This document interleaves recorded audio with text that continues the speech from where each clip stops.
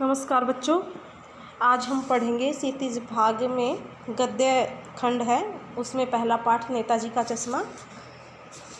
तो उससे पहले हम इसकी एक बार जीवनी पढ़ लेते हैं। जो नेताजी का चश्मा पाठ है उसके लेखक स्वयं प्रकाश जी हैं और स्वयं प्रकाश जी एक कहानीकार हैं।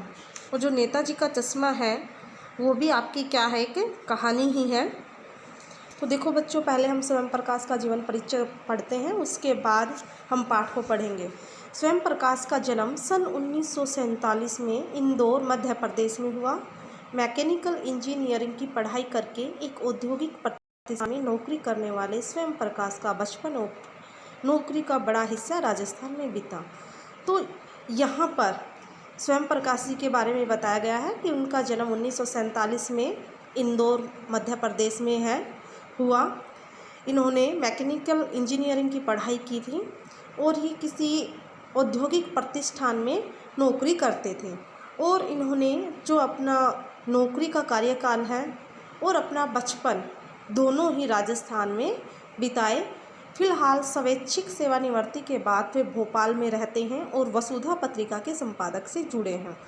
स्वैच्छिक क्या होती है बच्चों? स्वैच्छिक होती है कि खुद की इच्छा से, यानी कि उन्होंने खुद की इच्छा से ही सेवानिवृत्ति यानी कि रिटायरमेंट ले ली है। अब वो कहाँ रहते हैं? भोपाल में रहते हैं। और इनकी एक पत्रिका है वसुधा, जिसके ये संपादक भी हैं। 8वें दशक में उभरे स्वयं प्रकाश आज समकालीन कहानी के महत्वपूर्ण हस्ताक्षर हैं। उनके 13 कहानी संग्रह प्रकाशित हो चुके हैं, जिसमें सूरज कब निकलेगा, आएंगे अच्छे दिन भी, आदमी जात का आदमी और संधान उल्लेखनीय हैं। उनके बीच में विनय और ईंधन उपन्यास चर्चित रहे हैं। तो इनके उपन्यास कौन कौन से हैं? विनय और ईंधन। उन्हें पहल सम्मान, वनमाली पुरस्कार, राजस्थान साहित्य अकादमी पुरस्कार आदि पुरस्कारों से पुरस्कृत किया जा चुका है। मध्य वर्गीय जीवन के कुशल चितेरे स्वयं प्रकाश की कहानियों में वर्ग शोषण के विरुद्ध चेतना है, तो हमारे सामाजिक जीवन में जाति, संप्रदाय और लिंग के आधार पर हो रहे भेदभाव के खिलाफ प्रतिकार का स्वर भी है। यानी कि इन्होंने ज़्यादातर किस बारे में लिखा है? मध्य वर्ग, जो मध्य वर्ग है उसका जीवन कैसा है, ठीक है, उसके बारे में इन्होंने लिखा है कि उनका किस प्रकार से शोषण किया जाता है और उनके विरुद्ध होने वाले वर्ग शोषण के खिलाफ इन्होंने क्या किया? आंदोलन भी किया, उनके बारे में लोगों को जागरूक भी किया है। रोचक किस्सा गोई क्या होती है? कथा, कहानियाँ लिखी गई उनकी कहानियाँ हिंदी की वाचिक परंपरा को समृद्ध करती हैं। उन्होंने बहुत सारी कथा जो कहानी है वो लिखी हैं और वो इससे वो और भी अधिक समृद्ध हो जाते हैं, यानी कि उनका जो दबदबा है समाज में वो और भी अधिक बढ़ जाता है। वो इतनी अच्छी कहानियाँ लिखते हैं। अब बच्चों, हम जो पाठ है हमारा नेताजी का चश्मा, उसके बारे में यहाँ पर लेखक ने बताया है कि चारों ओर समस्याओं से घिरे भूभाग का नाम ही देश नहीं होता है। देश बनता है उसमें रहने वाले सभी नागरिकों, नदियों, पहाड़ों, पेड़ पौधों, वनस्पतियों, पशु पक्षियों से और इन सब से प्रेम करने तथा इनकी समृद्धि के लिए प्रयास करने का नाम ही देशभक्ति है। नेताजी का चश्मा कहानी कैप्टन चश्मे वाले के माध्यम से देश की करोड़ों नागरिकों के योगदान को रेखांकित करती है, जो इस देश के निर्माण में अपने अपने तरीके से सहयोग करते हैं। कहानी यह कहती है कि बड़े ही नहीं बच्चे भी इसमें शामिल हैं। तो जो ये कहानी है नेताजी का चश्मा, यहाँ पर एक सुभाष चंद्र बोस की मूर्ति है, उसके ऊपर जो मास्टर मोतीलाल हैं वो चश्मा लगाना पता नहीं भूल गए हैं या उन्हें जैसे कि संगमरमर की वो मूर्ति है तो वो उस प्रकार का चश्मा बना नहीं पाए। कोई भी वजह हो सकती है, लेकिन एक इसमें पात्र है कैप्टन जो देशभक्त है और वह उस मूर्ति के ऊपर चश्मा लगाता रहता है और हर यानी कि कुछ न कुछ दिनों में वो उस मूर्ति पर चश्मा बदल देता है, यानी कि कभी चौड़े फ्रेम वाला, कभी कम फ्रेम, जो बिना फ्रेम का चश्मा, ठीक है। तो इस प्रकार से वह चश्मा बदलता रहता है। और यहाँ पर अंत में हमें देखने को मिलता है कि नेताजी सुभाष चंद्र बोस की मूर्ति पर एक अंत में बच्चा भी चश्मा लगाता है जो सरकंडे का बना हुआ है। इससे हमें पता चलता है कि बड़ों में ही नहीं हमारे देश के प्रति देशभक्ति की भावना छोटे बच्चों में भी विद्यमान है। तो बच्चों आइए अब हम पाठ पढ़ते हैं। नेताजी का चश्मा। हवलदार साहब को हर 15वें दिन कंपनी के काम के सिलसिले में उस कस्बे से गुजरना पड़ता था। कस्बा बहुत बड़ा नहीं था जिसे पक्का मकान कहा जा सके वैसे कुछ ही मकान, और जिसे बाजार कहा जा सके वैसा एक ही बाजार था।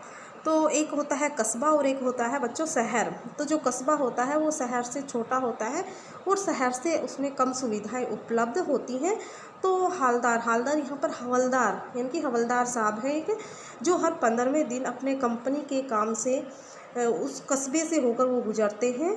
और लेकिन कस्बा बड़ा नहीं है और इसमें क्या है, कुछ पक्के मकान भी हैं और कुछ कच्चे भी हैं और एक बाज़ार भी है।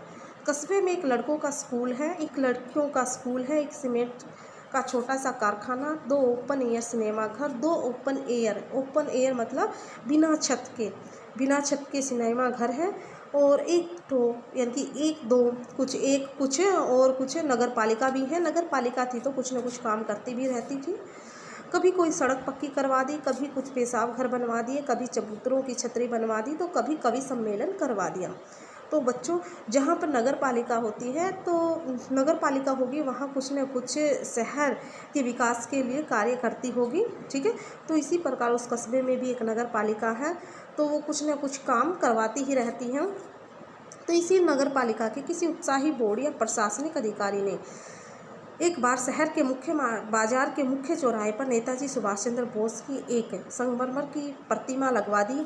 यह कहानी उसी प्रतिमा के बारे में है, बल्कि उससे भी एक छोटे से हिस्से के बारे में है। तो यहाँ पर जो प्रशासनिक आया है, प्रशासनिक शब्द, तो इसका अर्थ क्या है, प्रशासन जो अधिकारी होते हैं वो ये तय करते हैं कि हमें शहर में क्या बनवाना है, क्या नहीं बनवाना है, किस जगह पर बनवाना है। तो एक बार इस किसने प्रशासन संबंधी जो भी कार्यकारिणी थी, तो उसने क्या निर्णय लिया कि कस्बे के एक चौक पर यानी कि मुख्य चौक पर सुभाष चंद्र बोस की मूर्ति बनवाई जाए, प्रतिमा मूर्ति बनवाई जाए। और यह कहानी उसी प्रतिमा के बारे में है, बल्कि उसके भी एक छोटे से हिस्से के बारे में, यानी कि यह जो पूरी की पूरी जो कहानी है वो इस मूर्ति के ऊपर आधारित है। तो पूरी बात तो अब पता नहीं, लेकिन लगता है देश के अच्छे मूर्तिकारों की जानकारी नहीं होने और अच्छी मूर्ति की लागत अनुमान और उपलब्ध बजट से कहीं बहुत ज़्यादा होने के कारण काफ़ी समय ऊहापोह उलझन, ठीक है, और चिट्ठी पत्री में बर्बाद हुआ होगा। बोर्ड की शासनावधि समाप्त होने की घड़ियों में किसी स्थानीय कलाकार को ही अवसर देने का निर्णय किया होगा और अंत में कस्बे के इकलौते हाई स्कूल के इकलौते ड्राइंग मास्टर, मान लीजिए मोतीलाल जी को ही यह काम सौंप दिया गया होगा, जो महीने भर में मूर्ति बनाकर पटक देने का मतलब बना देने का विश्वास दिला रहे हैं। ठीक है बच्चों, तो इसमें क्या बताया है कि यहाँ पर पूरी बात तो पता नहीं है, लेकिन मूर्तिकारों की जानकारी उनको प्रशासनिक अधिकारियों को नहीं है कि हम किससे मूर्ति बनवाएं, इसके ऊपर कितनी, बस ये थोड़ा सा अनुमान लगाकर चल रहे हैं। और उनके पास जितना उपलब्ध बजट मतलब खर्च करने के लिए उनके पास जितना पैसा है, ठीक है, तो वो एक तो अपने पैसे का जो बजट है उसको देख रहे हैं और बड़ी उलझन में हैं, ठीक है। और काफ़ी कईयों से चिट्ठी पत्री भेजकर वो पूछताछ कर रहे हैं कि इस मूर्ति को कोई बनवा सकता है या नहीं बनवा सकता है। और एक दूसरी बात यह है कि जो ये अधिकारी हैं इनका जो शासनावधि है, इनका शासन का जो समय है वो भी समाप्त होने वाला है, तो वो चाहते हैं कि यह मूर्ति जल्दी से जल्दी ही बन जाए। तो इसलिए वो लोग क्या करते हैं कि एक इकलौते हाई स्कूल यानी कि उसी गांव का एक स्कूल है जिसमें ड्राइंग मास्टर हैं, उनका नाम मोतीलाल जी है, तो वो मूर्ति बनाने का जो कार्य है वो उस मास्टर को सौंप दिया जाता है। वो कहते हैं कि मैं महीने भर में ही इस मूर्ति को बना दूंगा, यानी कि ऐसा विश्वास मोतीलाल जी उन्हें देते हैं। जैसा कि कहा जा चुका है, मूर्ति संगमरमर की थी, टोपी की नोक से कोट के दूसरे बटन तक कोई 2 फुट ऊंची, यानी कि जो टोपी की नोक से लेकर और कोट के दूसरे बटन तक ही उस मूर्ति को बनाया गया था, जिसे कहते हैं बस्ट मतलब छाती तक, और बड़ी ही सुंदर थी। नेताजी सुंदर लग रहे थे, यानी कि इतनी अच्छी खूबसूरत मूर्ति बनाई कि उसमें जो नेताजी सुंदर लग रहे थे। कुछ कुछ मासूम और कमसीन, ठीक है। इनके कुछ कुछ कैसे लग रहे थे, मासूम लग रहे थे, सुंदर लग रहे थे वो। और साथ में देखिए कि फौजी वर्दी में, यानी कि उनको कैसी वर्दी पहनाई गई थी, फौजी वर्दी थी उनकी, यानी कि जैसी फौज में वर्दी पहनते हैं। आपने हर जगह सुभाष चंद्र बोस की मूर्ति को देखा होगा, हर बार ही वो कैसी मूर्ति में दिखाई देते हैं, हमें फौजी वर्दी में ही दिखते हैं। मूर्ति को देखते ही दिल्ली चलो और तुम मुझे खून दो वगैरह याद आने लगते हैं। तो नेताजी सुभाष चंद्र बोस ने 2 नारे दिए थे। एक तो नारा था दिल्ली चलो और तुम मुझे खून दो वगैरह, ठीक है। इनके उन्होंने 2 नारे लगाए थे। कब लगाए थे? आज़ादी के समय। इस दृष्टि से यह सफल और सराहनीय प्रयास था। तो यह उनका क्या था, एक सफल और सराहनीय प्रयास था किसका? नेताजी सुभाष चंद्र बोस का, अपने देश को आज़ाद कराने में। केवल एक ही चीज़ की कसर थी, देखते ही खटकती थी। नेताजी की आंखों पर चश्मा नहीं था, यानी चश्मा तो था लेकिन संगमरमर का नहीं था, एक सामान्य सचमुच के, ठीक है। तो जो मोतीलाल जी ने जो ये मूर्ति बनाई थी, इसमें एक कमी छोड़ दी। वो कमी क्या थी कि नेताजी की मूर्ति पर चश्मा नहीं था, ठीक है। ये तो हमें पता नहीं है कि वो चश्मा लगाना भूल गए या फिर उन्हें आया ही नहीं, यानी कि संगमरमर का जो पत्थर होता है वो पारदर्शी नहीं होता है, शायद इस वजह से भी उन्होंने उस मूर्ति पर चश्मा नहीं लगाया होगा। लेकिन यहाँ मूर्ति पर कैसा चश्मा है? बिल्कुल असली का चश्मा है, रियल का चश्मा है। और कैसा है? चश्मे का जो चौड़ा काला फ्रेम मूर्ति को पहना दिया गया था। हवलदार साहब, यानी कि हवलदार साहब जब पहली बार इस कस्बे से गुजरे और चौराहे पर पान खाने रुके, तभी उन्होंने इसे लक्षित किया और उनके चेहरे पर एक कौतुक भरी मुस्कान फैल गई। कौतुक भरी मतलब हैरान करने वाली मुस्कान उनके चेहरे पर फैल जाती है। वाह भाई, क्या यह आइडिया भी ठीक है कि यह विचार, आइडिया विचार की, यह विचार भी ठीक है। यदि इसके ऊपर पत्थर का चश्मा नहीं है तो कम से कम जो ओरिजिनल चश्मा है वो उन्होंने लगा दिया है। मूर्ति पत्थर की लेकिन चश्मा रियल।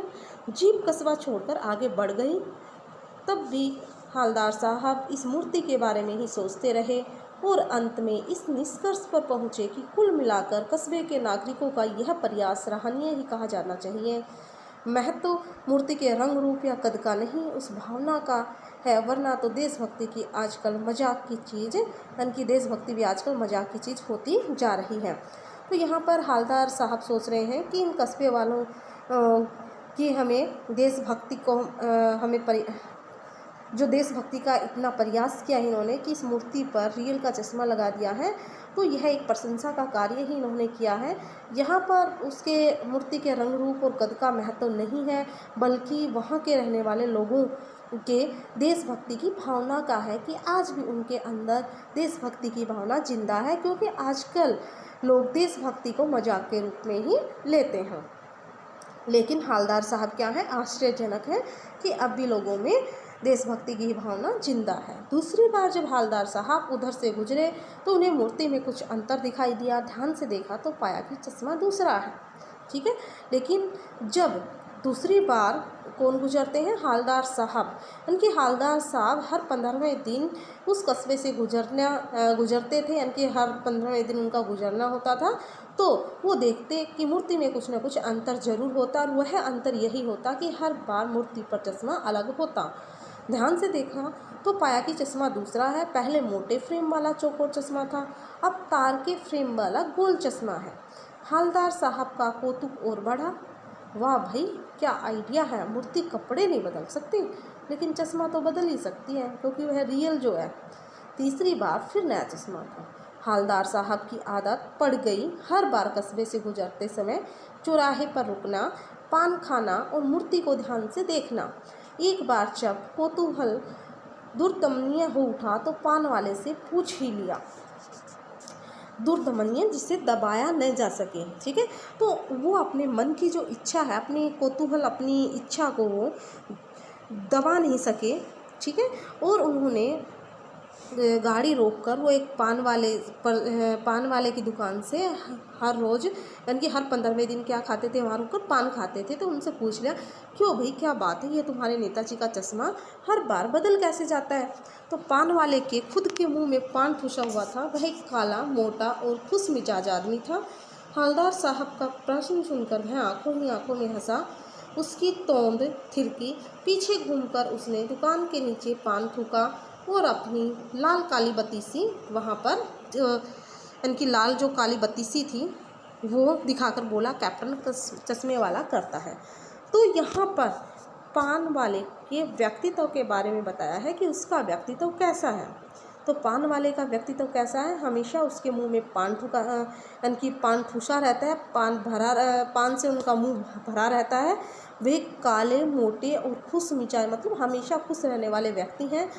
और हवलदार साहब का प्रश्न सुनकर वही आंखों में हंसा। उसकी तोंद थिरकी यानी कि जो पेट उनका निकला हुआ था, बड़ा हुआ था पीछे घूमकर उसने दुकान के नीचे पान थूका और पान से मुंह भरा होने के कारण वह बोल नहीं सकता, इसलिए वो क्या करता है, पहले पान को थूकता है, फिर अपनी लाल काले मतलब हंसकर दिखाता है और फिर कहता है कि ये तो कैप्टन चश्मे वाला करता है। कि एक कैप्टन है, कैप्टन नाम का व्यक्ति है, वो सुभाष चंद्र बोस की मूर्ति पर चश्मा बदलता रहता है। क्या करता है, हवलदार साहब कुछ समझ नहीं पाए, चश्मा चेंज कर देता है। पान वाले ने समझाया कि वह इस चश्मे को चेंज कर देता है यानी कि बदल देता है। क्या मतलब, क्यों चेंज कर देता है, हवलदार साहब अब भी नहीं समझ पाए।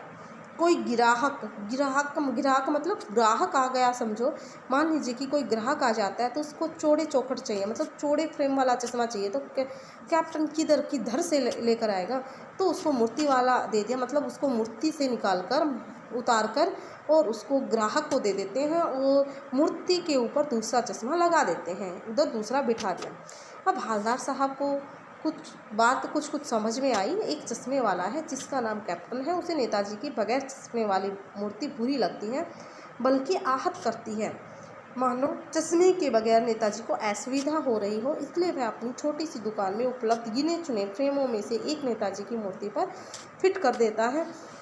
लेकिन जब कोई ग्राहक आता है तो उसे वैसे ही फ्रेम की दरकरार ज़रूरत होती है। तो जैसा मूर्ति पर लगा है, तो कैप्टन चश्मे वाला मूर्ति पर लगा फ्रेम संभवतः नेताजी से क्षमा मांगते हुए लाकर ग्राहक को दे देता है कि हे नेताजी, मैं आपके ऊपर दूसरा चश्मा चढ़ा दूंगा और यह चश्मा अब मैं ले रहा हूँ।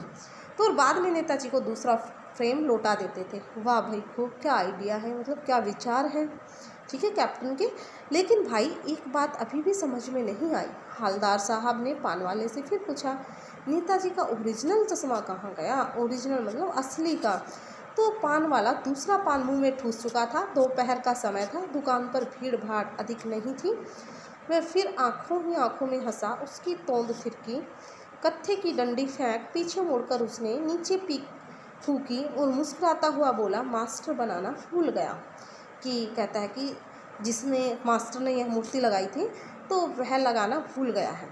पान वाले के लिए है एक मज़ेदार बात थी, लेकिन हवलदार साहब के लिए चकित और गर्वित करने वाली। यानी कि जो पान वाला व्यक्ति है वो हमेशा क्या करता रहता है, मजाक करता रहता है। और लेकिन हवलदार साहब इससे चकित हैरान रह जाते हैं और गर्वित भी होते हैं कि कोई ऐसा काम करने से किस प्रकार से भूल सकता है। यानी वह ठीक ही सोच रहे थे। मूर्ति के नीचे लिखा, मूर्तिकार मास्टर मोतीलाल। वाकई कस्बे का अध्यापक था। बेचारे ने महीने भर में मूर्ति बनाकर पटक देने का वादा कर दिया होगा, बना भी ली होगी, लेकिन पत्थर में पारदर्शी चश्मा कैसे बनाया जाए कांच वाला, यह तय नहीं कर पाया होगा या कोशिश की होगी और असफल रहा होगा। तो यहाँ पर जो हवलदार साहब हैं वो क्या सोच रहे हैं, यानी कि इस बारे में सोच रहे हैं कि इस कारण से उन्होंने चश्मा नहीं बनाया होगा, या बनाते बनाते कुछ और बारीकी के चक्कर में चश्मा टूट गया होगा, या पत्थर का चश्मा अलग से बनाकर फिट किया होगा और वह निकल गया होगा। उफ, यानी कि हवलदार साहब के दिमाग में काफ़ी विचार आ रहे हैं कि इस कारण से जो हवलदार कैप्टन साहब जो मोतीलाल जी हैं वो चश्मा नहीं बना पाए होंगे। हवलदार साहब को यह सब कुछ बड़ा विचित्र और कौतुक भरा लगा, यानी कि आश्चर्यजनक लग रहा था। इन्हीं ख्यालों में खोए पान के पैसे चुकाकर चश्मे वाले की देशभक्ति के समक्ष नतमस्तक होते हुए जीप की तरफ चले, फिर रुके, पीछे मुड़े, पान वाले के पास जाकर पूछा, क्या कैप्टन चश्मे वाला नेताजी का साथी है या आज़ाद हिंद फौज का भूतपूर्व सिपाही? तो पान वाला नया पान खा रहा था। पान पकड़े अपने हाथ को मुंह में मुंह से 1.5 इंच दूर रोककर उसने हवलदार साहब को ध्यान से देखा, फिर अपनी लाल काली बत्ती सी दिखाई और मुस्कुराकर बोला, नहीं साहब, वो लंगड़ा क्या जाएगा फौज में, पागल है पागल। वो देखो वो आ रहा है, आप उसी से बात कर लो, फ़ोटो वोटो छपवा दो उसका कहीं। तो यहाँ पर पान वाला है वो कैप्टन का मजाक उड़ा रहा है, क्योंकि वो कैसा व्यक्ति है कि लंगड़ा है, अपाहिज व्यक्ति है, ठीक है। और उसकी एक छोटी सी दुकान है, जो यानी कि दुकान में नहीं है, वो फेरी लगा कर, यानी कि फेरी लगा कर घूम घूम कर चश्मे बेचता। और वह उस देशभक्त की प्रशंसा करने की बजाय यहाँ पर क्या कर रहा है, उसका मजाक उड़ा रहा है, जो बिल्कुल गलत था। हवलदार साहब को पान वाले द्वारा एक देशभक्त का इस तरह मजाक उड़ाया जाना अच्छा नहीं लगा। मुड़कर देखा तो अवाक रह गया। वह एक बेहद बूढ़ा मरियल सा लंगड़ा आदमी, सिर पर गांधी टोपी और आंखों पर काला चश्मा लगाए, एक हाथ में एक छोटी सी संदूकची और दूसरे हाथ में एक बांस पर टंगे बहुत से चश्मे लिए अभी अभी एक गली से निकला था और अब एक बंद दुकान के सहारे अपना बांस टिका रहा था। तो इस बेचारे की दुकान भी नहीं है, फेरी लगाता है। तो हवलदार सब माजरा समझ जाते हैं। हवलदार साहब चक्कर में पड़ गए, पूछना चाहते थे कि इसे कैप्टन क्यों कहते हैं, क्या यही उसका वास्तविक नाम है, लेकिन पान वाले ने साफ बता दिया कि अब वह इस बारे में और बात करने को तैयार नहीं है। ड्राइवर भी बेचैन हो रहा था। तो यहाँ पर हवलदार साहब हैं, वो और भी अधिक जानकारी प्राप्त करना चाहते हैं कैप्टन के बारे में, लेकिन वो ऐसा नहीं कर पाते हैं। क्यों नहीं कर पाते, क्योंकि पान वाला आगे कुछ बताने के लिए तैयार नहीं था। तो जो हवलदार साहब का ड्राइवर है वो भी थोड़ा सा बेचैन हुआ जा रहा है, तो इसलिए हवलदार साहब वहाँ से चले जाते हैं। हवलदार साहब जीप में बैठकर चले गए। 2 साल तक हवलदार साहब अपने काम के सिलसिले में उस कस्बे से गुजरते रहे और नेताजी की मूर्ति में बदलते हुए चश्मों को देखते रहे। कभी गोल चश्मा तो कभी चौकोर, कभी लाल, कभी काला, कभी धूप का चश्मा, कभी बड़े कांच वाला गोगो चश्मा, पर कोई न कोई चश्मा होता जरूर। उस धूल भरी यात्रा में हवलदार साहब को कौतुक और प्रफुल्लता के कुछ क्षण देने के लिए, मतलब प्रफुल्लता खुशी के पल देने के लिए हवलदार साहब को कोई न कोई चश्मा ज़रूर ही होता, जो यानी कि जो भी चश्मा उस पर लगा होता उसी से हवलदार साहब को बड़ी प्रसन्नता मिलती। फिर एक बार ऐसा हुआ कि मूर्ति के चेहरे पर कोई भी कैसा भी चश्मा नहीं था। उस दिन पान की दुकान भी बंद थी, चौराहे की अधिकांश दुकानें बंद थीं। अगली बार भी मूर्ति की आंखों पर चश्मा नहीं। हवलदार साहब ने पान खाया और धीरे से पान वाले से पूछा, क्यों भाई, क्या बात है, आज तुम्हारे नेताजी की आंखों पर चश्मा नहीं है। तो पान वाला उदास हो गया। उसने पीछे मुड़कर मुंह का पान नीचे थूका और सिर झुकाकर अपनी धोती के सिरे से आंखें पोंछता हुआ बोला, साहब, कैप्टन मर गया। यानी कि चश्मे बदलने वाले उस कैप्टन की मृत्यु हो जाती है। और कुछ नहीं पूछ पाए हवलदार साहब, कुछ पल चुपचाप खड़े रहे, फिर पान के पैसे चुकाकर जीप में आ बैठे और रवाना हो गए। बार बार सोचने क्या होगा उस कौम का जो अपने देश की खातिर घर गृहस्थी, जवानी, जिंदगी सब कुछ होम देने वालों पर हंसती है। होम देने वालों पर मतलब बलिदान, इनकी बलिदान करने वालों पर ही इनकी हंसती है और अपने लिए बिकने के मौके ढूंढती है। दुखी हो गए, यानी कि यहाँ पर क्या कहते हैं, यहाँ पर हवलदार साहब सोचते हैं कि जो कैप्टन था, जो चश्मे बदलता था, वह देशभक्त, उसके मन में देश के लिए भक्ति परिपूर्ण थी, यानी कि वो एक बड़ा देशभक्त था। वह अपना सब कुछ बलिदान कर देना चाहता था। और लेकिन आजकल लोग जो बलिदान करते हैं, लोग उन्हीं की हंसी उड़ाते हैं। दुखी हो गए। 15 दिन बाद फिर उसी कस्बे से गुजरे। कस्बे में घुसने से पहले ही ख्याल आया कि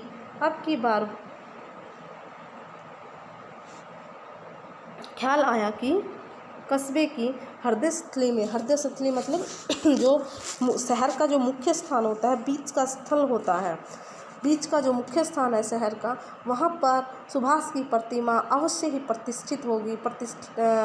प्रतिष्ठापित होगी, मतलब वहाँ पर अवश्य ही जरूर होगी। लेकिन सुभाष की आंखों पर चश्मा नहीं होगा, क्योंकि मास्टर बनाना भूल गया और कैप्टन मर गया। सोचा आज वहाँ रुकेंगे नहीं, पान भी नहीं खाएंगे, मूर्ति की तरफ देखेंगे भी नहीं, सीधे ही निकल जाएंगे। ड्राइवर से कह दिया कि चौराहे पर रुकना नहीं, आज बहुत काम है, पर आगे कहीं खा लेंगे। लेकिन आदत से मजबूर आंखें चौराहा आते ही मूर्ति की तरफ उठ गई। कुछ ऐसा देखा कि आंखें चीखे कि रोको। जीप स्पीड में थी, ड्राइवर ने जोर से ब्रेक मारे। रास्ता चलते लोग देखने लगे और जीप रुकते न रुकते हवलदार साहब जीप से कूदकर तेज तेज कदमों से मूर्ति की तरफ लपके और उसके ठीक सामने जाकर अटेंशन में खड़े हो गए। मूर्ति की आंखों पर सरकंडे से बना छोटा सा चश्मा रखा हुआ था, जैसा बच्चे बना लेते हैं। हवलदार साहब भावुक हैं, इतनी सी बात पर उनकी आंखें भर आई।